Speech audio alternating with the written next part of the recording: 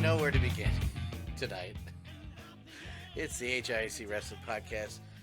I'm Dan. That's Craig. See on the bottom of the screen our Twitter accounts, which we'll give out to the listening audience after the show is over. Well, not after the show, before the show is over.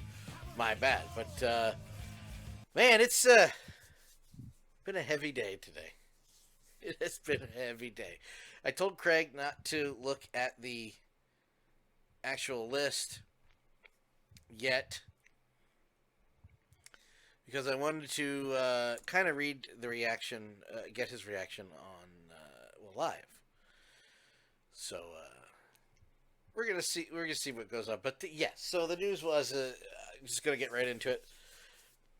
It was the normal release day of the WWE after WrestleMania, but the caveat was it wasn't so much a normal release day in the WWE because it was like 3 times the amount that usually gets released. So it's more of a house cleaning. It was a house cleaning is a polite. Well, it's not really polite. It's the way to put it. Or for like WWE has lost its lease, everything must go.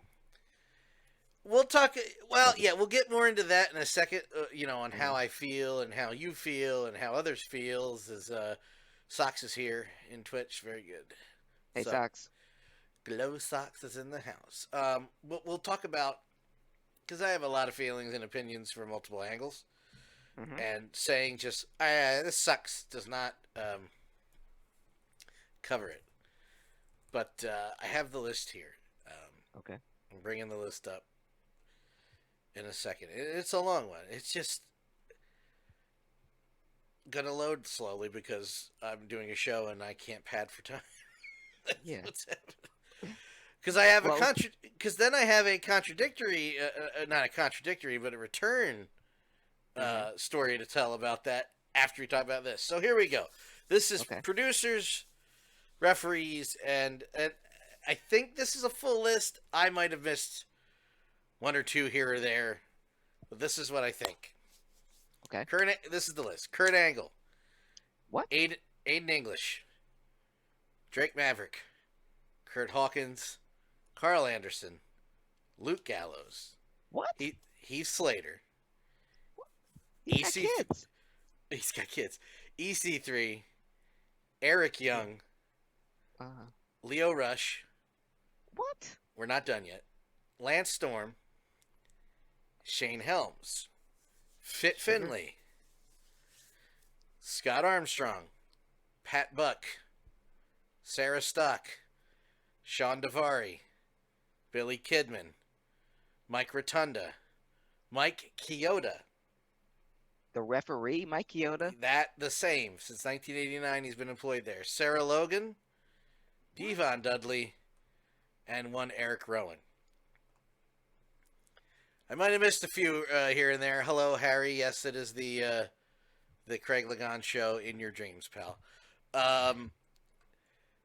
But yeah, Sox says EC3 was expected. EC3 probably wanted to go.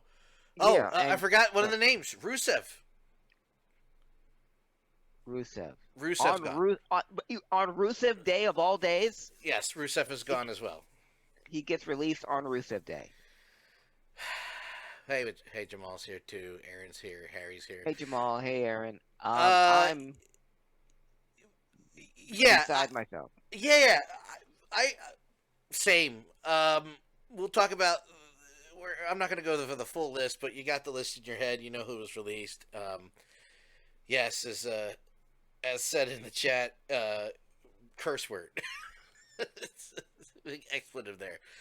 Rusev wanted to. Not that I'm not sad about it.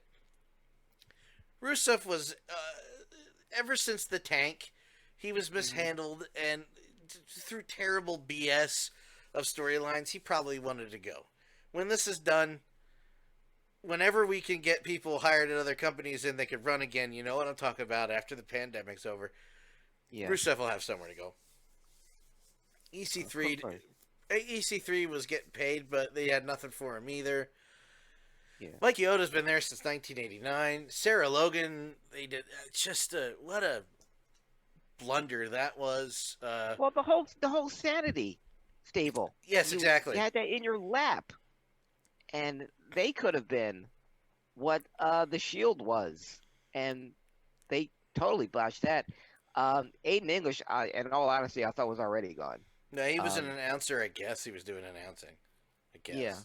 guess. Leo Rush, the guy was just cruiserweight champion, and he's the only thing interesting in 205. He can still perform. That's a guy that should be a manager for somebody, somewhere down the line, because he can talk. He's got a great look, and he can bump like hell.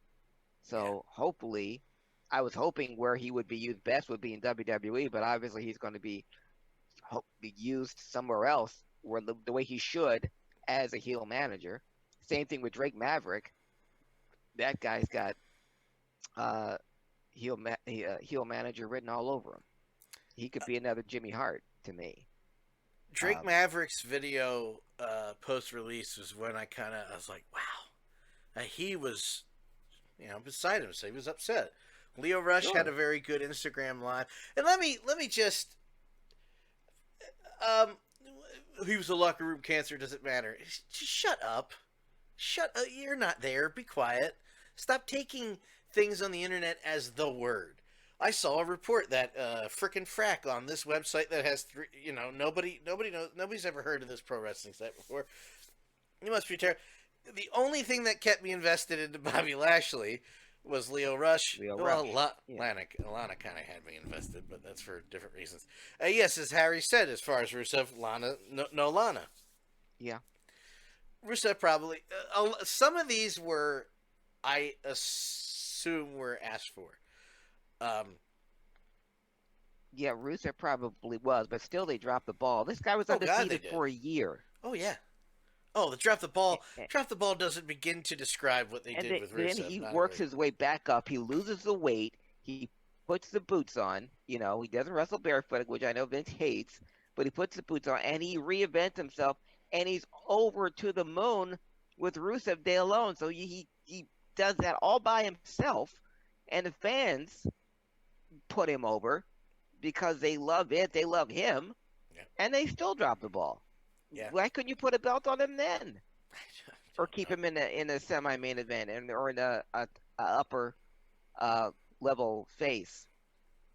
As Rusev is really that gets me. Same thing with Kurt Angle Oh, and Kurt the Angle would have been great as a backstage role. Now, I have to say, I assume another assumption. I assume some of these are temporary based on what's going on with the world. I yeah. am not giving the billionaire Vince McMahon uh, any way out of this. This Hmm. is a day after that Governor DeSantis in Florida deemed WWE essential business after some money exchanged hands from Linda. So, Yeah. not a political podcast. I'm not going to go any further than that. It's just a bad look. Yeah. And I The understand, and I'll let you comment on all of this, and I'll just let you go, because then I have a follow up mhm. from the other side of the world, or that side of the world, depending on what side you're traveling. So I understand that the answer is to boycott. Uh, I will boycott the WWE. I'm not going to support that anymore, which doesn't really help the people that are there. Because this is not normal times where, well, boycott the WWE, we get everybody on the same side, and we boycott them. We can have, uh, they can go somewhere else. They can work somewhere else. AEW is viable. Nobody's hiring right now during a pandemic. Nobody, you can't go anywhere. So I get it. I'm not going to begrudge you boycotting WWE. It's none of my business. You're going to hurt the talent that's working there. And I'm not talking about the guys on top the guys and girls that are on top that are making a bunch of money. There are still people there. I know two of them that are there that are unsure. I'm not going to say what I've been. There's a lot of uncertainty right now. That's real fair to them. I'm going to boycott WWE. F them. The only person you're boycotting the WWE does not hurt Vince at all. Doesn't hurt Vince. He'll still be a billionaire. I understand the anger. Totally get it. Doesn't help anybody. Um, I'm also not canceling the network personally because I still have a lot to watch there. On the other hand, I just with the Stuka special that aired the special, Nancy Argentino documentary that aired on Dark Side of the Ring last night, and all this, just what a cluster F for 48 hours. I don't know how to feel. It sucks. It's because like I said, these come every year after WrestleMania, but it was just threefold this year. Just shoved down everybody so much. Everybody's hurting, even them. But when you look at the money that he has and the money that was paid, you could have. I don't know. That just there's no excuse for that. I don't know how to feel. Hi, Frankie Picard. Uh, Indie wrestler Frankie's watching. I miss Frankie. We got to hang out. Well, I'd say soon, but after the pandemic's over. Craig, Sure. expound a little bit on this whole thing. Well, the timing of it obviously stinks, Yeah. and if we were not going through a global pandemic, um, I'm sure cuts still would have been made since, like you said, this is the annually when they do it on tax day of all days. But I don't think they would be this sweeping of changes uh, if there weren't a global cause for concern. And again, the timing sucks worse than anything because there is no place, to go right now if you're a professional wrestler and if you're not part of the big two or ROH or NWA. But even they're not running any shows. So this is the worst, the most inopportune time, and especially because of the employees of the WWE, who, while not wrestling, still have been such a long, vital part of the whole WWE product, like Billy Kidman, uh, Yeah. like Lance Storm, like Fit Finley's gone. Who the hell's going to train all the women if there's no Fit Finley? Well, I mean, so, the women will be fine, but to understate, Gator said it earlier. To understate what he's done for wrestling in general, but the beginning of the women's wrestling surgeons Hmm. can never be understated. No. Um, And coincidentally, when he came back in the ring, that's when the quality of women wrestling went down yeah. because he wasn't training anymore, Hmm. and that's a direct correlation to Fit Finley. Absolutely. If Fit Finley wasn't wrestling, we wouldn't have had the monstrosity that was Nitty or Jackie Gata. Um, but even but his presence with it just larger than that because again backstage guys that have been around that know the business that can not only train but can also advise and can suggest and make all your wrestlers better. Guys like Fit Finley, Lance Storm, Billy Kidman, uh, Kurt Angle that can offer more of a value backstage than any person working there. Mike Chioda, 30 years the guy's been part of the company, seen everything, been everywhere, and been through everything that the WWE. I mean, from the steroid trial to the Monday Night Wars to everything. The guy's just been there, loyal soldier, and the best, most experienced referee they have.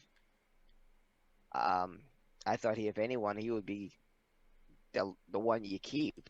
Instead of I thought he would be the one going down with the ship, but ah, all these suck. I thought earlier this week when we got the long-awaited news, the worst kept secret in wrestling, that the revival had been Yeah. released finally. Right. It's like they were in prison. It's like, oh, they got out. It's like when we heard that,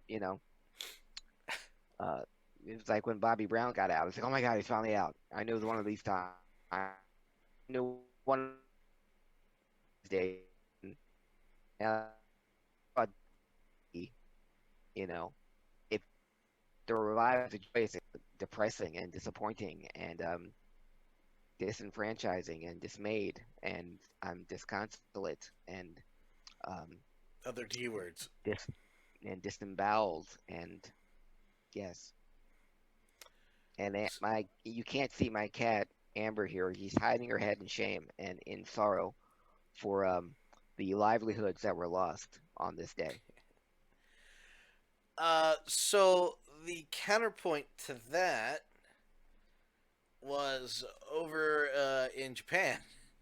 There Hmm. was this big conglomeration to propose some sort of assistance and coverage. So while Linda paid something, Hmm. and then the next day after they were announced essential, they fired like, I don't know, what was that, 30, 40 people? Yeah. I don't know, I lost count. New Japan and several other companies came together. So we have, let me see, it looks like, get all the names right here. So New Japan Stardom, Pro Wrestling Noah, All Japan Pro Wrestling, DDT Pro Wrestling. Um, they are coming up with a proposal, and the proposal Hmm. is that they want to cover their athletes, their wrestlers, those that are under contract and those that aren't. Hmm. For testing kits, I'm just going to read this verbatim, but I suggest going to Twitter and looking up New Japan Pro Wrestling. It'll be the first article that pops up. One, testing kits. While we understand that the top priority for medical supplies must go to those in the centers on the front lines of battling this disease, if it is all possible, we request that kits may be supplied to test and protect wrestlers and staff within the industry. And these companies came together. They keep saying all of us, industry, not one or two companies. Imagine if that happened in the States. Number two, compensation for contracted wrestlers. Not only the wrestlers under contract in our group of companies, Vince, but those in the industry at large are designated as contractors whose livelihood is therefore threatened by not being able to perform in the current climate. We ask that contracted wrestlers be met with benefits and protections befitting of full time employees. In the light of everything that happened with the WWE today, yes, Polly, I understand. Polygon Princess, holy Hey, S Polly. is Hey, holy PP. Yes, I agree, holy S is PP. correct. In the light of all that happened with the WWE, after seeing that, it makes the whole thing harder to swallow, if not impossible to swallow. No pun intended, Craig. It's Yeah. just because at the same time, it's like I can't. Yes, I hate the WWE. There are performers there that deserve our time and our energy. I don't hate the WWE. I'm over Vince. I'm over Vince. Mm-hmm. Go to bed, go home, drink some warm milk, go to sleep, whatever you got to do in your $1 billion house. Thank you for your contributions to wrestling and killing the territories and killing everything else in the way. Hmm. Congratulations, you're the man. Move on. Yes, Polygon Princess, exactly what I'm getting at. You said it more eloquently than I can because I ramble like the Italian I am. Let me be clear: the WWE leadership is the problem, and it is the problem. It absolutely is the problem. I was Polygon. I was trying to explain that to a friend of mine on Facebook today, where I said, boycotting the WWE does not hurt Vince. All it does is hurt the people that work there, and a couple of them that I know, literally, not just we're buddies. I know these people, and you going, "Oh, I'm not gonna watch," doesn't hurt Vince. It hurts them. Well, it never hurt them in the past, so I'm gonna do. Well, congratulations, Kevin. I'm glad you're on your high horse. Good for you. Welcome. All that does is hurt everybody else. Doesn't hurt Vince. Craig, you were gonna follow something up. Well, go ahead on the New Japan thing. Is what I was saying. On the New Japan thing, well, it's maddening when you see how a New Japan, a, a organization that has as long a rich history of professional wrestling as any wrestling company in the United States, how they can make it a priority to make sure their athletes are taken care of, and so many other uh, promoters and other organizations can do the same thing. It seems like it's almost like a two-faced kind of thing. It's if it's that easy to do it over here, why is it so hard to do it on this end when you have infinitely more resources and infinitely uh, more of a a reason to, especially in this day and age. But New Japan's always been ahead of, well, Japan in general has always been ahead of us in so many things, but in professional wrestling, Cassette tape. it's really shines a light on. So I fully expect some of the names that you read off on this list to find their way overseas at some point. Was it? It has it. Okay, let's read what. New Japan has a tenth of WWE resources, yet WWE fires like 25 people. Like, why? You have two $1 billion TV deals.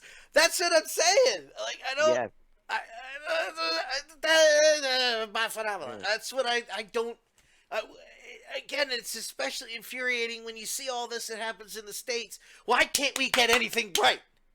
And you've touched on a little something, Dan, and I said it because if we weren't in the midst of a global pandemic, maybe the list would have been shorter. Because obviously right now you don't need that many people on per if you're only doing two live shows a week, and I don't know why they're even doing live shows at all. But obviously all those people aren't going to be necessary because you're only going to be flying or even using so much talent on both of those shows. So when this is over, I expect some of those names to be brought back or invited back. Some of them will, Um, yeah. Some some of of them them might not will, want to. but if they don't, now there is an option. And whereas before, when there was only one, and to a lesser extent TNA, the options were limited. But now, with pro wrestling the way it is, um, and AEW, and now with New Japan being so attractive to any professional wrestler, knowing that if you're good enough, you will be taken care of and treated like a valued employee, then that's even more enticing for someone to. I mean, you want to get to Japan anyway. If being a pro wrestler, that's kind of the a bucket list for anyone who wants to be a professional wrestler. But now even more incentive because of how you will be treated, at least by New Japan. Polygon Princess says it seems like they just wanted to use the pandemic as an excuse to fire everyone. That's the thing. You might be right. I don't know because, like I said, we all know this comes after WrestleMania, and it's at a much, much, much, much smaller scale, Hmm. like 5 or 6. Yeah. Um, I don't know. It's just I'm not defending. I don't care about Vince. I don't. I'll say it on record. I don't care anymore. You have. The leadership. Well, I'll say it again. I don't care. uh, it's all about the money, man. I hate to sound like a cliche, but where there's smoke, there's fire, man. Yep. You have multi-billion dollars, and you couldn't like any other company right now, Bezos. That is like, Hmm. well, I'll just you're not obligated. I'm not looking for handouts. This is something nobody, rich or poor, could help. Zero people can help. Nobody's asking for a handout. We're asking to be able to live, since apparently freezing bills and um, rent and mortgages is impossible. Hmm. To help. That's not. There's the handout is okay. Well, here Polygon says here's the cherry on top. Now I'm waiting, waiting for the chat. They're deep. Oh yeah, right before you went on air, I went before you came onto the show, Polygon. I threw that caveat at Craig how the day before they were deemed an essential business. Here's my thoughts. You won't be able to see this if you're listening. Of WWE being an essential business. For those who are listening and can't see my hand gesture, just think of a big, huge wank. A TV show is deemed an essential business. I don't get it. It's not safe. Lawler is 70 years old, and you flew him out there to announce, and then he went with the ramen noodle moonsault. Great, thanks, Lawler. That's good. By the way, they edited it out of the Hulu version. That's the other decision I made this past week. that I was. I'm not. Not like. Fortunately, I'm okay personally. Professionally, I have nothing, but personally, that in that way, I'm good to go. Uh, but it didn't hurt since there's no live sports and no live anything right now. I cut cable TV for the time being and went to Hulu only. And can I tell you, the 90-minute Raw is much easier to stomach than 3 friggin' hours. Can I You tell can you tell me. that? You can tell Oh me. my god! Like it was over. They did the final say. It was like it's over. Oh, that was great. That was over. We're done. I'm so happy I don't watch any of their product whatsoever anymore. Hey, you're not gonna be the only one. Yeah, they risked their lives to let Jerry Lawler be racist. Vinnie Mac. Um, I wasn't. I'm not gonna say out loud what I was going to say. But yeah, Okay. great. Or do you got anything else on this? Are you good?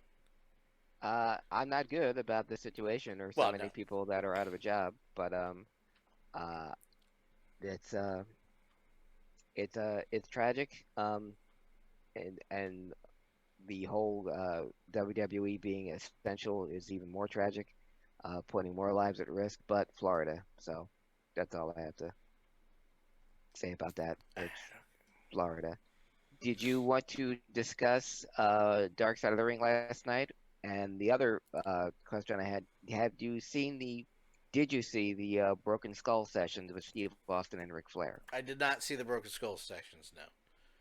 Uh, and Why don't you talk about that while I am taking typing something out here? And um, yeah, I'll get to the hashtag in a second, dude. Go ahead. What happened on the Broken okay, Skull session? for, Then we'll go into Dark Side. for those of you who haven't seen the Broken Skull session, it's available on the WWE Network, which is free for first-time subscribers, and for those already, it's cost an undisclosed amount per month.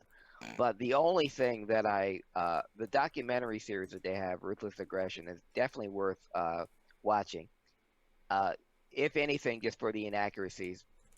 But the but the best part of the WWE is Steve Austin's Broken Skull sessions.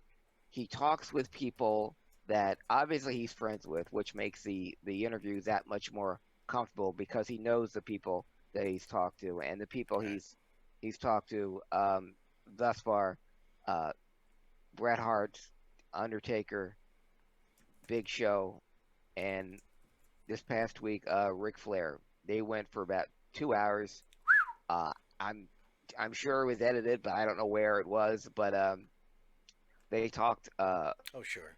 for forever about his health and his ups and downs, and you know Steve didn't pull any punches, and a lot of stuff I didn't know or I wasn't aware of. They went through some old matches, which was really my favorite part because they went back to Royal Rumble '92 and they're Ah. looking at it. And this is the first time, and he's done it with all of his guests, with Undertaker and with Big Show, and even matches that Austin had with the people that he's interviewing him. And they talk about the match the first and they have, and some of them they haven't seen it in a long time. In Steve Austin's uh, interview with the Undertaker, they were showing all the time that they were trying to get the Undertaker to laugh, and the Ha! times when the Undertaker almost broke character. And during the invasion angle, when it was Austin, Angle, Undertaker, Kane, and Jericho. And, and Austin told them before they started rolling, "I'm gonna get you." And Vince was there giving them fire of speech. All right, now come on, you guys, we all got to come together. They're coming together, and we got to make sure that we're all each other's back. Watch each other's backs. And Undertaker and you saw him put his head down, and as he watched himself, he said, "You got me right there." And he was hitting Undertaker. He said, "Come on, man." And the Undertaker just looked at him and said, "You do that again, you're gonna be a pinky short." And he said, "But he almost got me." The Ric Flair interview though, they talked about his health concerns, uh, how Flair was in a coma, how like it took him a week to get his memory back. Oh. I mean, he had to learn how to walk, he had to learn how to stand, and then he had to. And I didn't know that was such a thing that happens when when you come out of a coma. I thought that either you have everything or you don't, Mm-hmm. and so Oh he was no. missing chunks of his life. Yeah. But when he was talking to Steve, he remembered everything, like all the they went back and watched the Royal Rumble '92, where he went 55 minutes. And back then, it was a record, him going an hour. And they showed him walking into the ring, and Ted DiBiase just got eliminated. And he goes, "Yeah, Ted and I were out all night the previous night. So when he saw me, he gave me a wink, and I gave him a wink back." And I didn't realize, Dan, how many people in that Rumble that Flair had programs with. Oh God, yeah. Ted DiBiase, Kerry Von Erich was in the Royal Rumble with him. Roddy Piper was in the Rumble with him. Sid, all the people that he already had, and that he was, after he eliminated Hogan and won the title, and he's acting like he can't stand, and Austin's like, "That's brilliant." You're acting exhausted, and Gorilla was putting over how exhausted Flair was. And Flair was like, "I did 60 minutes with Steamboat. I wrestled every day for 100 days straight, and 40 of those were 1-hour draws. So I ain't tired." But he sold it like, he was out on his feet. But then you saw the interview. They showed the interview. Do I get an answer? What? Do I get an answer about the cigarette? No. Damn it! They showed the whole thing in its entirety. And put out that cigarette. But Ric Flair just, with a tear in my eye, "This is the greatest night of my life." Steve, you had him there. How did you not ask about the cigarette? You know why, Dan? What? Because Ric Flair is the only one still alive out of that whole post. Oh, Jesus Christ! Gene's gone. Right. Bobby's gone. Kurt Henning's gone. That's why he didn't say anything about the cigarette. And he goes, "How do you feel watching that? You're the only one left." And he said, "Well, thanks, Steve. Now that you mentioned it, I feel like crap." But I was waiting for it too, Dan. But then Rick brought up the point. He said, who was it? He said he forget he was talking to. It might have been John Cena. He said, "There's only 3 traveling champions left. It's Rick and Dory and Terry. They're the last of the traveling world champions, of the guys that went all around the world in every territory defending the belt, in Japan and then to Georgia, to Florida, to the world class, to Los Angeles, to the AWA, to Madison Square Garden. They're the last of the traveling champions, Ric Flair and the Funks." Jesus. But damn good interview. Like I'm saying, all of his stuff. I've said many times on this very podcast, I've never been a fan of The Undertaker, but his interview with Steve Austin was absolutely great, because I've always liked Mark Calloway. I've always liked Mark Callis. Great guy. And I just thought the whole thing, I just, as talked to personally, and if not professionally, it was great. Even his one with Bret Hart. Bret Hart's probably the only guy that he didn't hang out with outside of wrestling. But all the other ones, Undertaker, Flair, Big Show, Goldberg, they're people that he's known for a long time, and it shows. So do yourself a favor, watch Steve Austin and Broken Skull Session with Ric Flair. It's really a trip down memory lane, or a wrestling historian segment, if you will. Interesting, if you will. I just want to touch upon something that Jamal just hashtagged on Twitch. Hashtag watch IWTV, Independent Wrestling TV. Very good point, because what timing? They just released a Roku TV or Roku app. So you can watch it on your TV now, not just on your computer. And wouldn't you know it, Primetime Pro Wrestling's on there. Oh. And that undisclosed amount that you mentioned before, that's the same amount for independent wrestling television. Okay. So, while you're boycotting the WWE, which, again, I understand, you put that money towards independent wrestlers. There you go. Saying. Problem solved. Just saying. Just saying. Dark Side of the Ring. Dark Side of the Ring, and this is probably the darkest Side of the Ring special I've ever seen. I'm going to start this segment off with a story. It's a very short story. Polygon Princess socks. Everybody in the chat is going to love this one. Mm-hmm. I'll preface this by saying this. Not going to mention the company, but uh, they had a not so nice person working for them, not in the ring. And let's just say that you can find a mugshot online on a certain register. Which would okay, but he was also a jerk and an outward jerk to many people, fans and other people alike, and he got into it with myself and a few others. And I happened to mention to this one promoter, why do you have him around kids? Doesn't that seem like a problem? And his response to me was, "This is this is the response." He goes, "Well, Snuka killed his girlfriend. Should we stop booking Snuka?" And to my reply, I said, "Yeah, you should." This is something that has been known for a long time, and it's terrible because I feel terrible for Tamina and his Deuce and his family with the death they just had to go through. But we forget in the mid '80s there was another death that got swept under the rug and was ignored because somebody, well, the part I didn't know until last night, somebody walked in with a big, huge briefcase, and now it's out there. So it's presented. This episode was presented in a way that was like, "Here's what we know. Here's what we discovered. What do you think?" kind of thing. And I haven't changed or deviated from the fact that just like uh, other cases of Hall of Famers, that Snuka murdered this girl and nothing happened. No payment, no penance paid. Somebody wants to, well, he suffered with cancer. I'm like, that, I don't know if that really counts. Yeah. I don't know, but I thought it was well done. Man, you can say what you want about them exposing the business. The business was exposed years ago. Let's get past that. We touched about that last week, Craig. But this show is so well done, and in my opinion, is done from a not FWWF or anybody. It's like next week is about Dina Bravo, which you and I have brought up many times, and now you're going to get an actual documentary about it.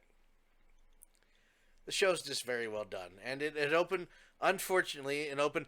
By the way, I did see people tweeting at Tamina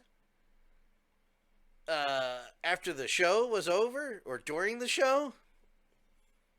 No, don't do that. Tamina didn't do anything. Just like the David Benoit thing.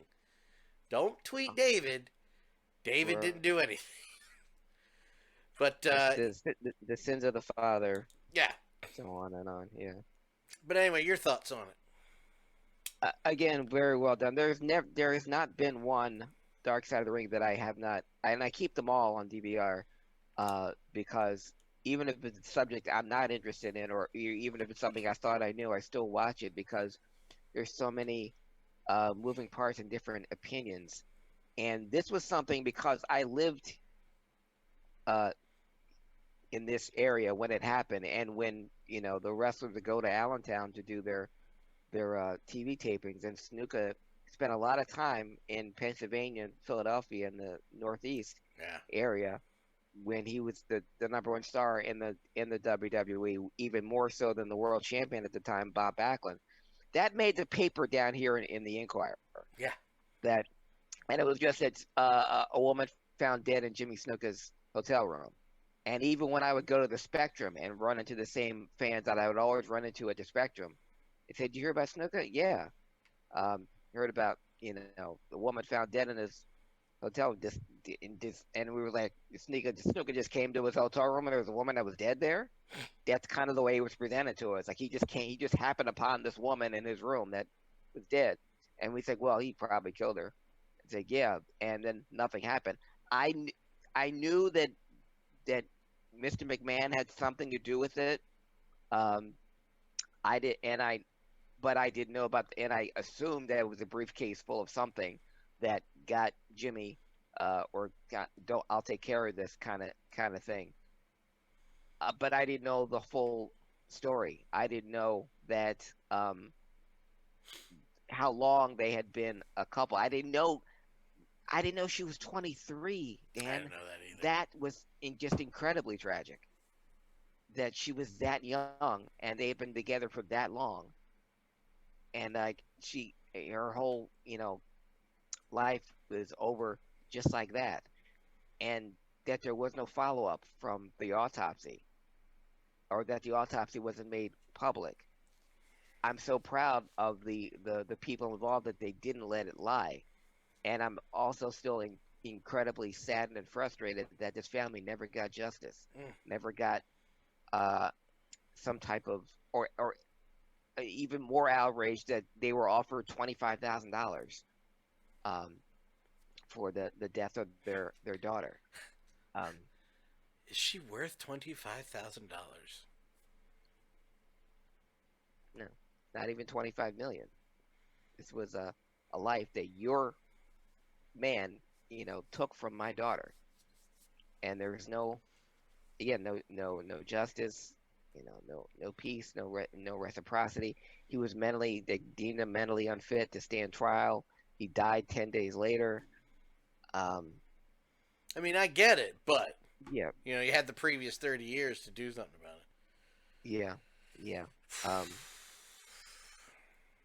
yeah, this was the one of the few Dark Side of the Ring. This one and the Gino Hernandez one has really had me just shaking my head, and I'll probably shake my head next week when they do Dina Bravo.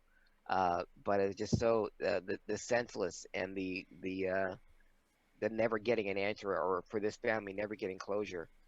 But it just goes to show how great these documentaries are, because they suck you in. And I'll tell people, even if you're not a wrestling fan, just to watch the stories, and even the people that even stuff that you think I didn't know. I didn't know that the Tonka Kid was in the back seat the whole time.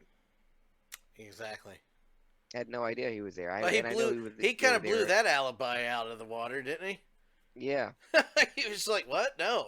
Like, wait, No, wait, no, hold on. I never saw her fall. Yeah. Hey, wait. So you blew his own alibi, but at the same time, you're like, "Oh, I don't think he killed her." Okay, Okay. I get it. Oh, no, I don't get it, but Mm-mm. okay. Uh, the Dina Bravo one. Also, Don Morocco. I was like, "Hey, Yeah. I Well, know that guy."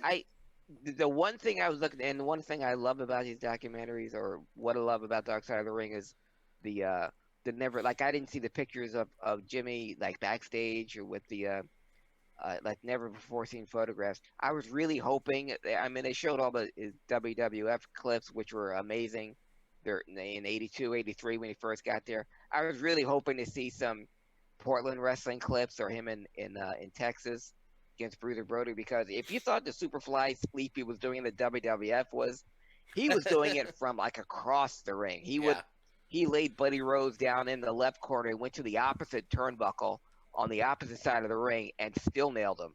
Same exactly. thing in Georgia against, with Kevin Von Erich.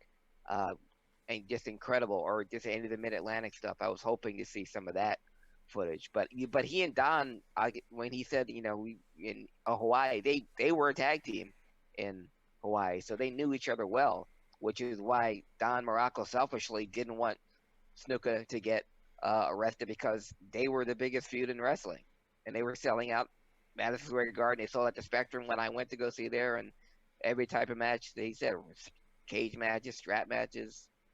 You know, they were the big feud. But Unreal and eye opening.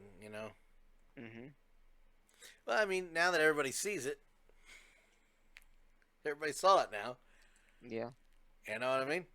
hmm Well, Dan, as Yeah. we've discussed in our previous segments with the Stone Cold sessions with Ric Flair and Dark Side of the Ring with Jimmy Snuka, it's a nice turn of the page back to yesteryear, which leaves me a clear path to walk you down into the Wayback Machine.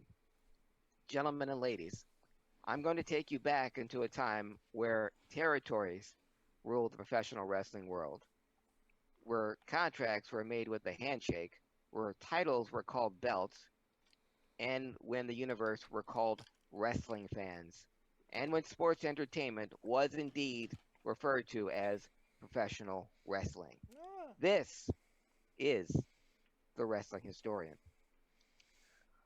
This week in professional wrestling, we're going to go back to April 9th, 1987. An important day that happened behind the scenes because on that date, April 9th, 1987, Jim Crockett Promotions Who? bought Bill Watts' Universal Wrestling Federation. So Oh. Jim Crockett Promotions bought the UWF, absorbed all the UWF wrestlers, and for all intents and purposes, killed the Mid South wrestling territory.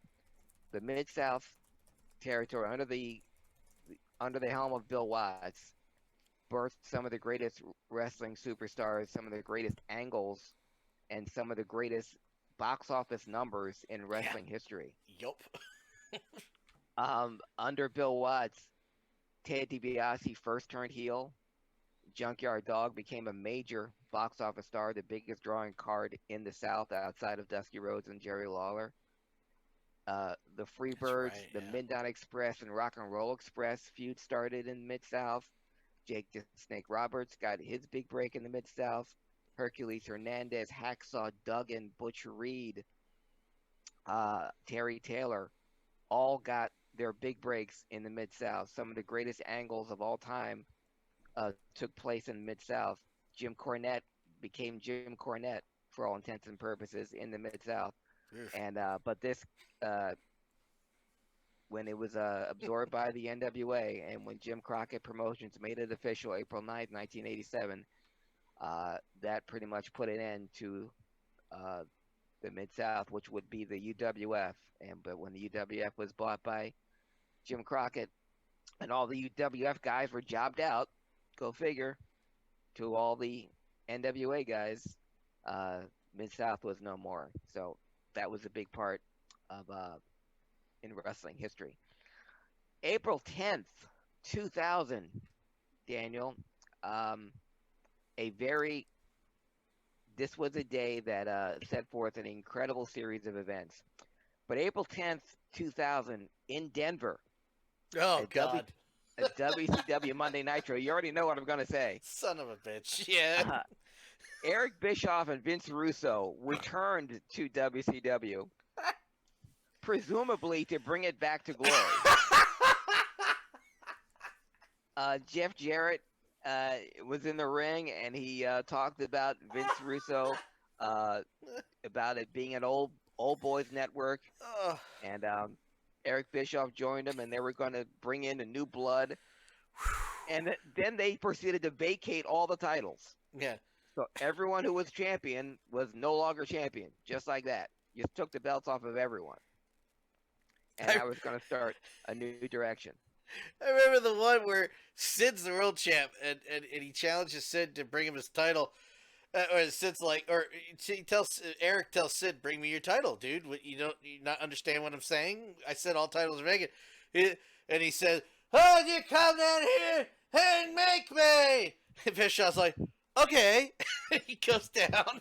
He goes down, and they're arguing, and some of it's on mic, some of it's not. And I remember at one point, Bischoff says on mic, "What's the matter, Sid? Can't find your scissors?"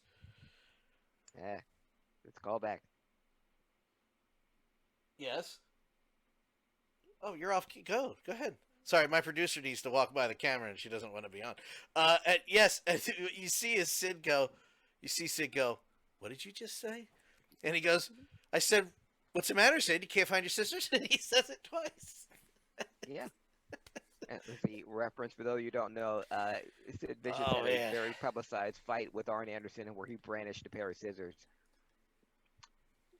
I would have said, "What's the matter, Sid? Sid, don't make me get my squeegee." Oh, And Squeegee, Jesus that would be a Christ. reference to Sid got his ass kicked by Mike Graham, who's about a foot shorter than him, and Mike Graham did it with A a foot squeegee. shorter and like weighs half as much. Yes, Mike. but so all that happened. But on that same Nitro, Dan, Yeah. where Kevin Nash was Oh, in the that's. ring, and Yeah, I I know was where you're about to going. change the channel because Kevin Nash was in the ring, How dare you? uh, and he gets attacked from behind by the ECW World Champion Mike Awesome. Now, and he was billed as the ECW champion. Now, what went on before that is the stuff of sitcom legend Yeah. because the weekend prior to that Monday night, there were rumors that Mike Awesome had signed with WCW. Now, these rumors came out of all places on the Bubba the Love Sponge show.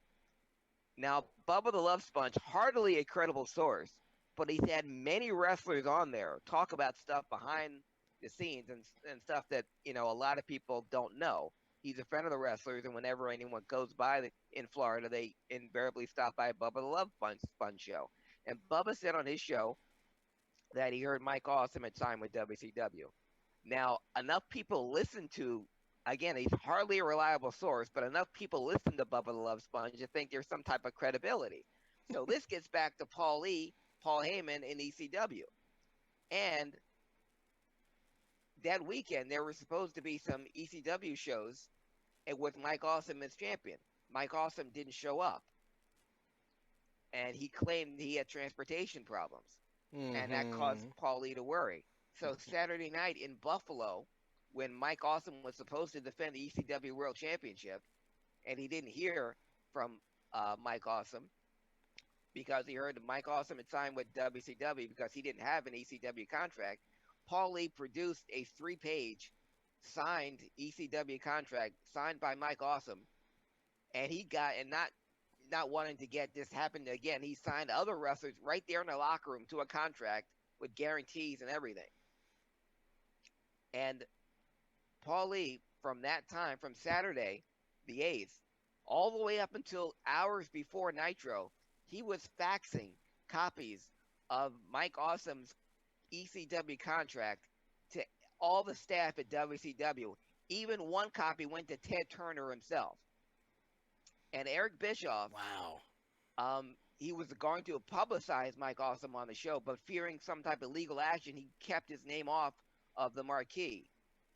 And so right up an hour before Nitro went on the air, and Paulie, knowing that Mike Awesome was going to was in Denver to be on Nitro, he and Bischoff cut a deal with some provisions. ECW would get some cash from WCW because they had deep pockets at the time. And some of the provisions were Mike Awesome was not to speak. He was not going to show up with the ECW belt. It was not to be seen. They would plug his title defense that Thursday in Indianapolis, and that was it. ECW would get cash. Mike Awesome wouldn't talk. He wouldn't have the belt, but the WCW would mention his ECW title defense that Thursday in Indianapolis. Well, only one of those things happened. I was gonna say. All I remember is what's his name? Scott Hudson going, "That's the ECW World Champion." And they did, and he was about to talk about he's got a title defense coming up this week, but he didn't say Indianapolis. And Mike Awesome spoke, Yeah, which he was say, not supposed to do. He grabbed the mic and then flipped somebody off. He grabbed the microphone after he laid out Kevin Nash with a crutch. What they didn't show the belt. No. So that's the one thing they did do. But everything else, you. They didn't. So Paulie, not to be outdone, said because you went back on what you said, we're going to take precautions. We're going to get the belt off of Mike Awesome that Thursday in Indianapolis in the title defense that you wouldn't promote on your show.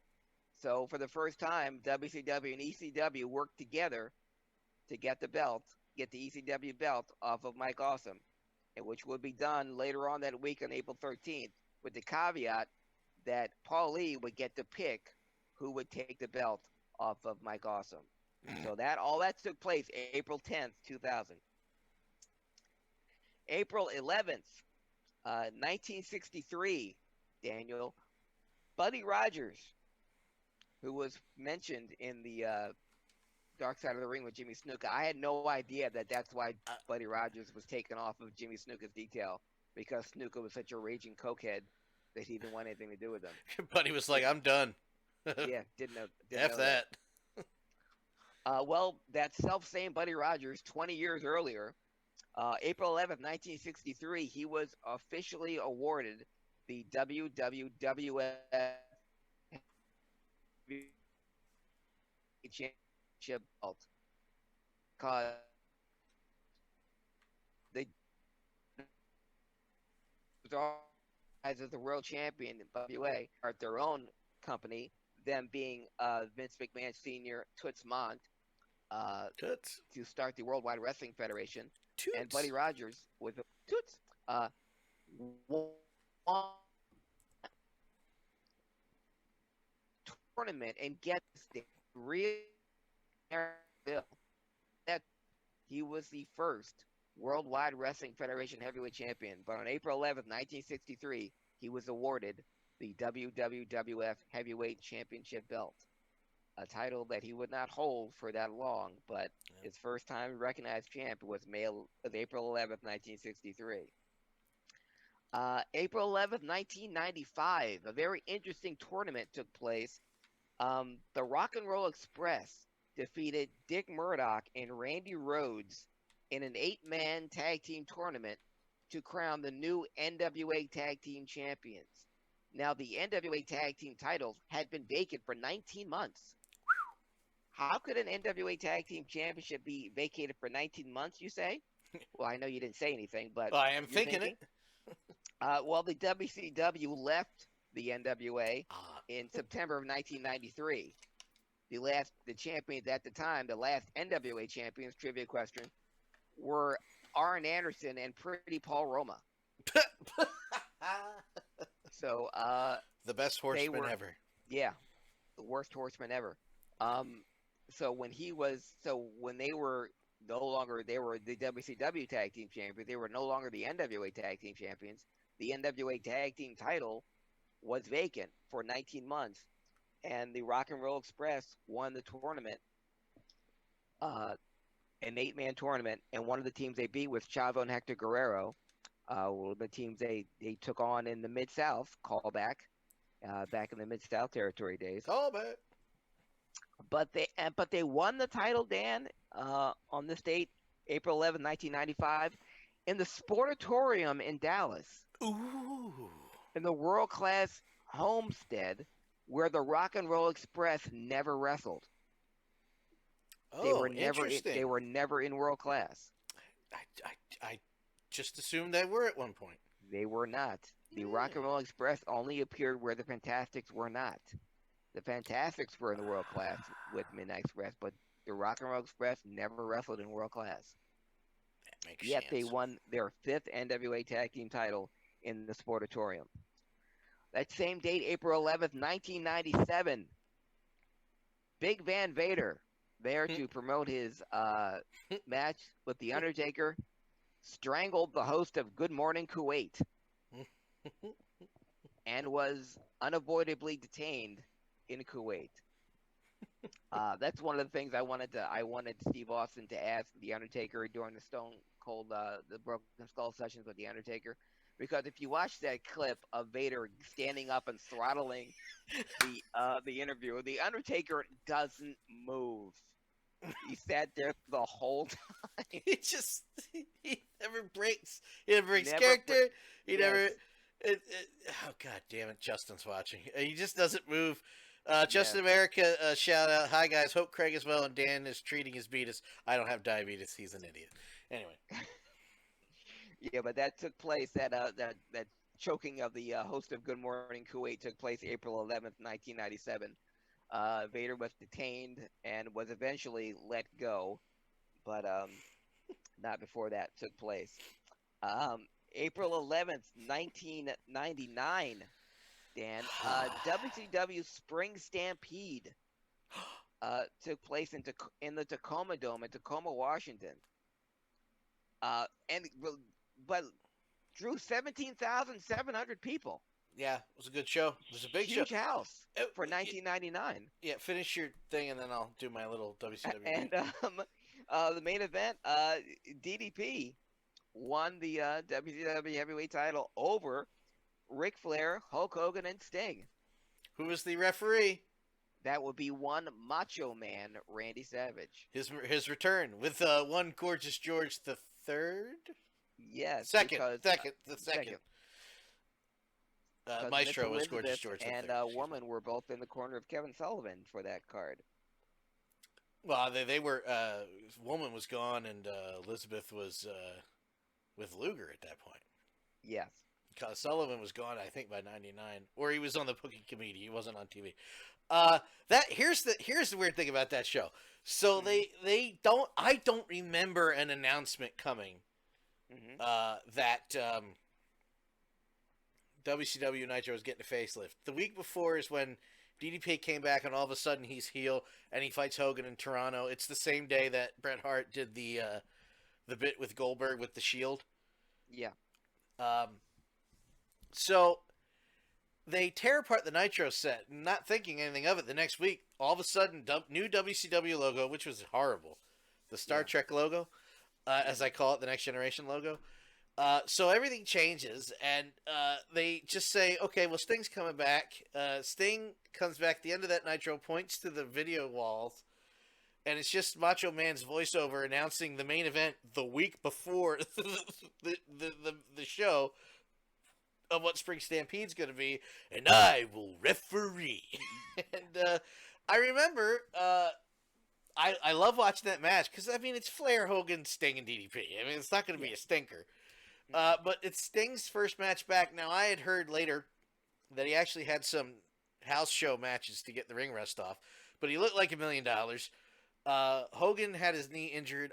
I can never find out if it was kayfabe to explain why he had the knee injury, or if he injured his knee at that match. I can't remember or figure it out.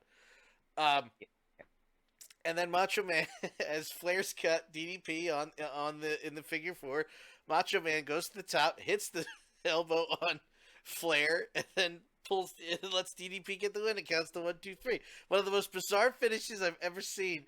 But the match was fantastic because you have three of the greats in there that could do it with their eyes closed. And as you said, this is the beginning of, like, you start watching Nitro and you're like, oh, there's nobody up at the top. What's going on? And then each show that comes, you're like, that's not a lot of people here. There was a few strong cities. Chicago was still strong for WCW 99. Philly, most of the top, I think 50% of the top bowl at the Spectrum was filled on that last Nitro, even at the tail end of 99. But other places, ooh, that doesn't look good. Then you get to the Fargo Dome, it was the Fargo Dome, and you wouldn't know. And it was like a C show pay-per-view. It was Spring Stampede. Who cared? Yeah, that's a good show. That's actually a really good show. That and Slamboree 98 I go to the cold light of day just to kill 3 hours, which is a lot these days. Yes. Can't kill 3 hours of wrestling like you used to. No. But April 11th, 1999, Spring Stampede, again, 17,690 folks. It did a 0.6 buy rate, but a huge crowd there nonetheless. This is more of the recent past, but I just thought it was worth noting. April 11th, 2011 was the day that Edge retired. Yeah. Yep, that led. Spoiler alert. Also, spoiler alert, didn't take. You know what? I'm glad. I was nervous at first because you could, even though you're cleared, it's like one wrong move and it's over again. But I'm not judging. But we talked about it. I'm not going to beat the dead horse. The match was too long, and it was at an empty WrestleMania. And that moment at Royal Rumble, That was real for him for a little while, so I'm happy for him. If Yeah, it makes him happy, and if you yeah, and when Edge's 24/7 his comeback is I still I haven't think it's called watched it. Second Mountain. You show they showed his rehab, and they showed taking and taking bumping the spear and put himself in the rumble or want to be in a rumble if he couldn't do what he could do before or couldn't use the spear. So that but at the same time, anytime someone makes a speech like that, like Edge did, or like Daniel Bryan did, or even what Kurt Angle did, when they say goodbye, I say goodbye too. So that means I don't want to see you again. And I feel the tears because you're saying goodbye to something you love, and we get that. But then Yeah. when you come back, you're gonna have to say goodbye all over again. The only You one know, that I really bothers me is the Flair one. We could yeah, criticize. We've done plenty of the criticizing WWE management in this episode. For recently, unfortunately, Justin missed that part because I hmm love to see. I would have loved to have seen him. I'll get the notes later on my phone. I'm sure I will. But one of the things in ring that they did right, as far as I'm concerned, is that last Flair match with Shawn Michaels. Michaels was perfect. Yeah, and they The end talked was. about that, and even Austin brought it up during his interview with Flair. Did He he ask said why he that went was the last back? one. Flair said, "I needed the money." At least he's honest. Point blank, he said, "I needed the money. That's the only reason I came back. I have enough now, and I paid Vince back." He said, "I paid this guy back. I paid that. So I'm doing Yeah, commercials now, and so he's all over the I'm place, fine. man. So He's to this the pistachio commercial. It cracks me yeah." up. What Yeah, the and hell? he has Super Bowl commercial. He's going to making appearances. And he's in NBA locker rooms. He's in football locker rooms. He's gone all over. But yeah, he said he got it all, and he got alimony, but he was Well, very clear about all that. But said he did TNA, and Austin even said it by name. Did TNA? He said yeah, I needed the money, and they showed some TNA clips, and he goes yeah, and it was in the Ric Flair 30 for 30 in ESPN. You know, um, Jim Ross said, "Yeah, you got to be the man, you got to beat the man, but every once in a while you got to act like a man and pay your taxes." that's true. Yeah. So that was also April 11th. Two birthdays. Um, what would have been his 77th birthday. The greatest wrestler on God's green earth, Harley Race, would have been 77, April 11th. And happy belated 51st birthday to the natural, Dustin Rhodes. He's 51. 51, born April 1st, 1969. Could have April 11th, goddamn 1969. fooled Sorry. me. Yeah, it looks good. It moves well. He still got it. Man, if I But lost weight, I'd again, look that good too when I was yeah, 51. I don't want him to keep doing it at 51, but he can still do it. April 12th, 1980. I know exactly where I was. I was at the Spectrum. First, I watched Bob Backlund and Hulk Hogan go to a 32 minutes, and Hogan won by countout. But the last match of the night, the Samoans defeated Tito Santana and Ivan Putski, or as Jesse Ventura calls them, Chico Santana and Ivan Paduski. The Samoans won their first WWF Tag Team Championship, April 12th, 1980, right here in Philadelphia at the Spectrum. So I got to watch that fifth row. So You that was lucky duck. exciting. The Samoans defeating what Jesse Ventura calls Chico Santana and Ivan Paduski. Uh, April 12th, 1987. I mentioned Jesse Ventura because we're going to come back to him later. Oh boy. Stay on that same date, April 12th, 1987. Tragically, the first of the three uh, Von Erich suicides took place April 12th, 1987. Mike Von Erich uh, committed suicide, but Mike, unlike his brothers, uh, overdosed on Placidil, and wrapped himself in a sleeping bag and didn't wake up. So it was non-violent, it was non-bloody, but Mike, who after his bout with toxic shock syndrome was never quite the same. And Mike was a guy that other wrestlers admitted to carrying in the ring, nowhere near as gifted as his older brothers. Mm-mm. Uh, but after the loss of David, they wanted another Von Erich to take his place, and Mike was incredibly popular, very personable. But seeing guys like Jake the Snake Roberts uh, do jobs for him, um, Yeah. Gino Hernandez, bled a gusher from the Mike Von Erich claw hold, uh, and knowing that he was being carried because of who he was, never ever got over 200 pounds. I don't think ever even at his top weight. Didn't have the body of Kerry, didn't have the conditioning of Kevin, Mm-mm.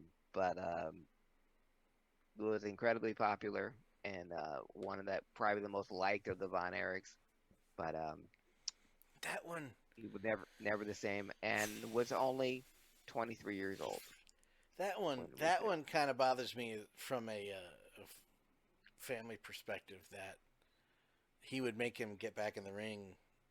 He was yeah, clearly, and I don't mean this as an insult.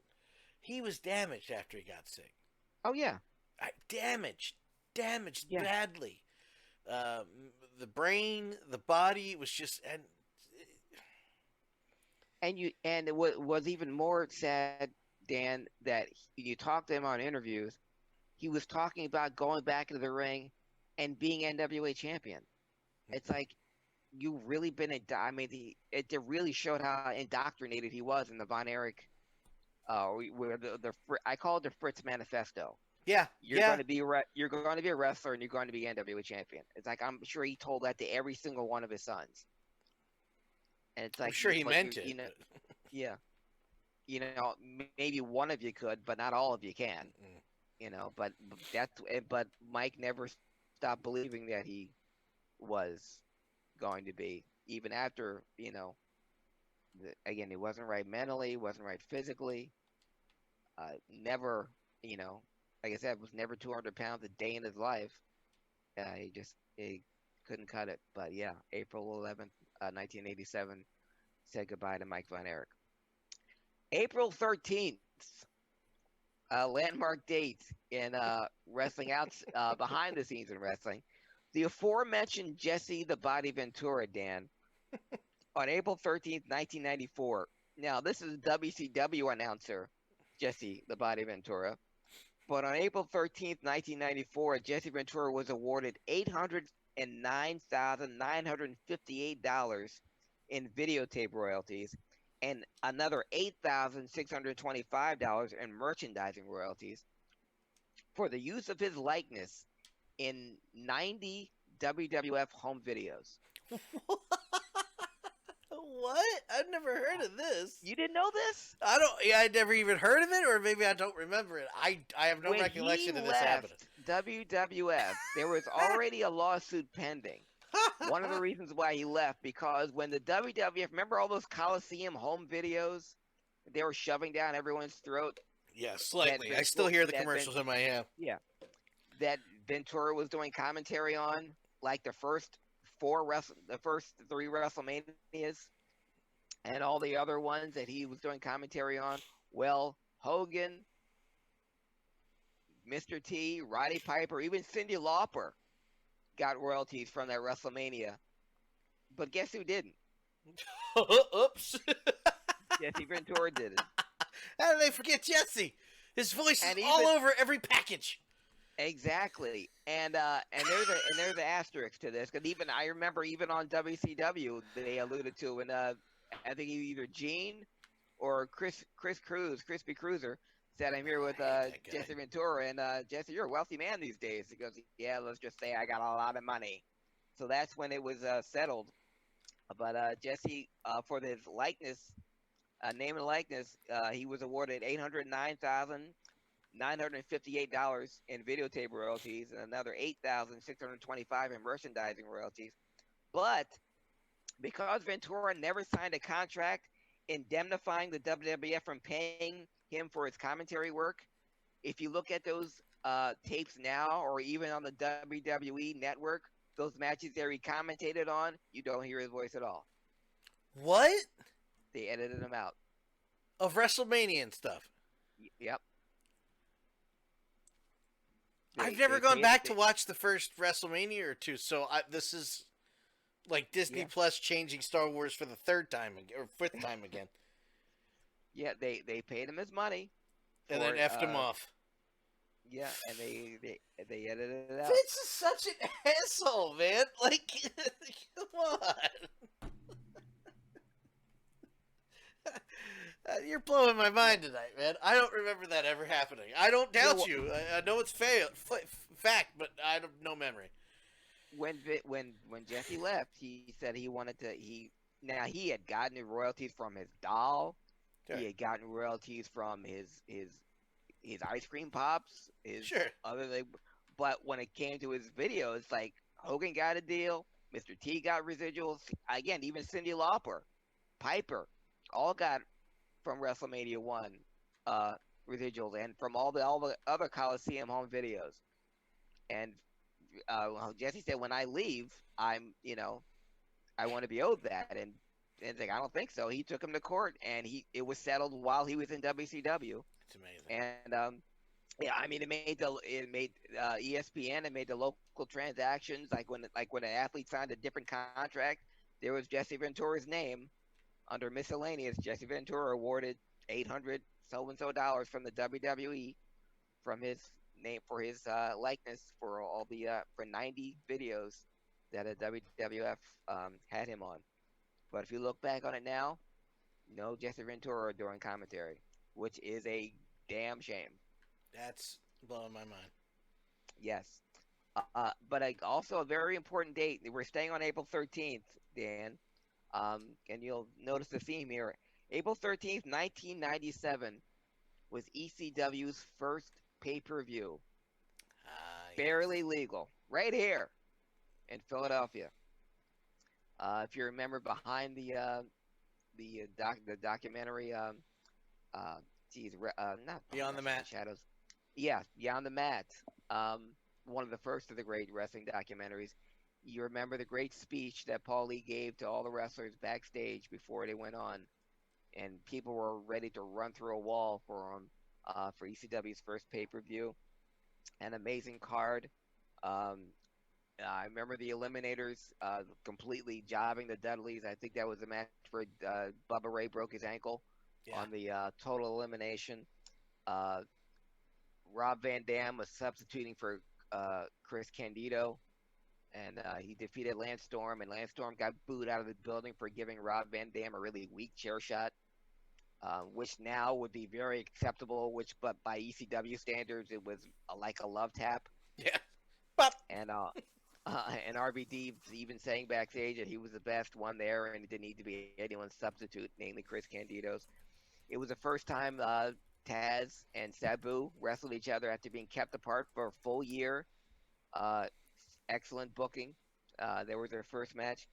And Terry Funk defeated Sandman and Stevie Richards to win an immediate ECW title shot against Raven. And Terry Funk would be crowned the new ECW champion on the very first ECW pay-per-view, barely legal, April 13th, 1997. Exactly 3 years later, 3 years to the day, April 13th, 2000, to show you how far this company has come, Dan. On April 13th, 1997, we crowned the new ECW champion in Terry Funk at the very first ECW pay-per-view. April 13th, 2000, we crowned a new ECW champion when Taz from the WWF defeated Mike Awesome from the WCW for the ECW Heavyweight Championship. I knew it was coming back around eventually. Got a callback. Remember I mentioned at the top of the segment 3 days earlier, Mike Awesome debuted in WCW even though he was the ECW World Heavyweight Champion. Well, backstage after that Nitro, Paul Lee and Eric Bischoff hammered out a deal to get the belt off of Mike Awesome. Um, Mike Awesome was to drop the belt in Indianapolis for the title defense that wasn't promoted, even though it was supposed to be on Nitro. But Paul would be the one to pick who would take the belt off of Mike Awesome. He didn't pick anyone from ECW. He picked a former ECW champion that was currently under contract with the WWF. So Taz drove to Indianapolis, and Mike Awesome, who was in San Antonio for Thunder that Tuesday, although he didn't wrestle, was in Indianapolis, got dressed in his car in the parking lot, came in through the crowd with Doug Dillinger, WCW head of security, by Yeah, his side. that would have helped. And yes, I'm just glad he didn't yank on Mike Awesome's leg and tear his ACL. But Mike Awesome got into the ring against Taz, the returning Taz. And one of the provisions was this match was going to be filmed for TNN, because this is when ECW was on TNN, so they could show that on their show. Yeah. And they had cameras rolling there. So Taz choked out Mike Awesome. Mike Awesome tapped out, and Mike Awesome, just like when he entered, exited through the crowd with Doug Dillinger by his side back into his car to change and drive away. So the first, last, and only time in history a WCW wrestler wrestled a WWF wrestler for the ECW Heavyweight Championship. Just love the idea of Doug Dillinger being there. Like, he would have done a damn thing. Yeah. That's my favorite part of that story. But 3 years later, you go from the highest of highs, the first pay-per-view in ECW history, with all that talent, all that momentum, and then 3 years later, your world championship is being decided by a WCW wrestler and a WWF wrestler. April 13th, 2000. I mean, it is Taz, though. Yeah, it is Taz. But, I mean, that was probably the biggest shock. Out of all the people that you could have taken the belt off of, you didn't pick anyone from ECW. You picked Taz. You picked Taz, who was in the WWF. Who did he lose it to? I think it was Rhino. Yeah, I can't remember that part. Yeah. But yeah. April 14th, a happy belated 53rd birthday. I told you Dustin Rhodes was 51 on April 11th. Well, April 14th is the 51st birthday of JEFFJARRETT. Double J, Jeff Jarrett. That's him. Happy 53rd birthday, Double J. Which brings us to today in wrestling history, April 15th. ECW, back to that again, noticing a theme, the second annual Hostile City Showdown. Many iconic images came out of this particular contest. An ECW second annual Hostile City Showdown. Tommy Dreamer versus Raven went to a no contest, but this was the bout where they called Dreamer's Revenge. He DDT'd Raven on the floor, pile drive Blue Meanie, pile drive Stevie Richards, and then pile drive Beulah McGillicuddy. The image of Beulah held upside down between Tommy Dreamer's legs is an image that will last a long time in history. On that same card, Sandman defeated Shane Douglas when Shane's manager, Woman, hit Shane on the back with Sandman's cane. When Shane had Sandman in a chicken wing, Sandman went back and Shane's shoulders recovered. Referee counted him out, and Shane Douglas had lost the ECW title to the Sandman. And was so upset, he grabbed a Monday Night Raw shirt and put it on and left the arena. And that would be the last time we saw Shane Douglas. And on that same card, if that wasn't enough, and by God, don't you think it ought to be, it was the first of the 30-minute draws between Eddie Guerrero and Dean Malenko. Ah. And all that took place today, Classic. 25 years ago today, April 15th, 1995, in ECW Hostile City Showdown. I get it. I'm old. And not to end things on a bad note, I just thought it was something to specify because it was a turning point in wrestling.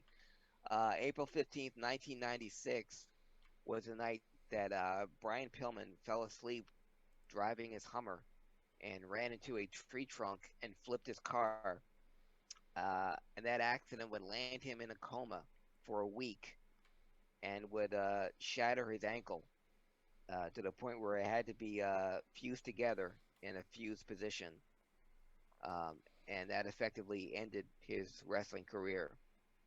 I say it's a pivotal point because had that accident not occurred, had either Pillman gotten some sleep or he had got to his destination safely, what could have happened with Brian Pillman's wrestling career in the WWE with the Hart family, with Steve Austin, with the matches that he could have had with so many talented people there, well, we'll never know. But that was a turning point. I consider that a turning point in wrestling history because Brian Pillman, um, I don't put him in a category of wasted potential because we got to see just how great he was. Uh, Unlike a Gino Hernandez, I just think he had so much more left uh, had he not been in that accident that happened 24 years ago today. So that's our look back, our ECW heavy look back on wrestling historian, and some things I got to share with Dan for the first time that he didn't know, and hopefully this is Apparently. stuff I've shared with you, listeners of HIAC Talk Radio, for the first time, because that's what I do, and that is the wrestling historian.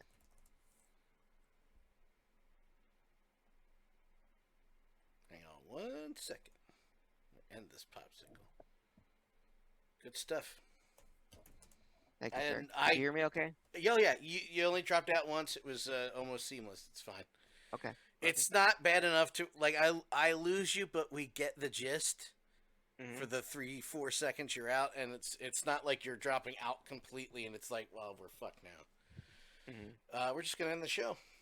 Okay. You know what? What? Let's just end it there. Okay. You have anything else you want to say to this week? I love you. Oh, I love you too. Polygon, Princess, Jamal, Justin, Harry, Go Sox, Danielle, a few others that were in the chat. Oh, Frankie Picard, CZW and Independent Wrestler. Thank you all for joining us on the live broadcast. I think we're just gonna. I think for the edit, I'm just gonna fade it out and go. I have a screen where and I know you have nothing to promote, so it's not like I have to do an outro in that way. But on the bottom of the screen, you'll see on the live show. Well, actually, if you go to the Facebook video of it, if you check it, I have a screen where it's our logo and our two next to the Twitter logo, our two Twitter handles. So that's how I advertise the whole show now. Awesome. There's no reason not to end it there. No. I think we've said what we said. Easy for you to say. So if you're just coming in late, I just saw had another viewer on Facebook. We're ending it now, and the final product will be on YouTube in a few days and thebradyhicks.com. So, good night, everybody. See you next time.